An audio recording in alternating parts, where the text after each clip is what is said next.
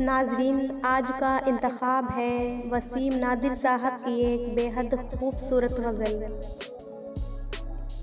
ये किस बस्ती में हम ठहरे हुए हैं, ये किस बस्ती में हम ठहरे हुए हैं, दिए रोशन हैं घर उजड़े हुए हैं।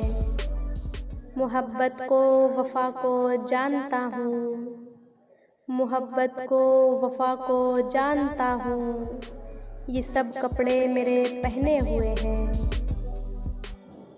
छुपा ले मुट्ठियों में अपनी सूरज, छुपा ले मुट्ठियों में अपनी सूरज, इसी हसरत में सब अंधे हुए हैं।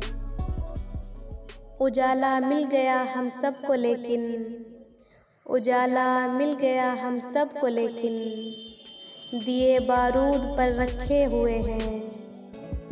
नई खुशबू कहाँ से लाऊं आका, नई खुशबू कहाँ से लाऊं आका, ये सब गुल आपके सूंघे हुए हैं।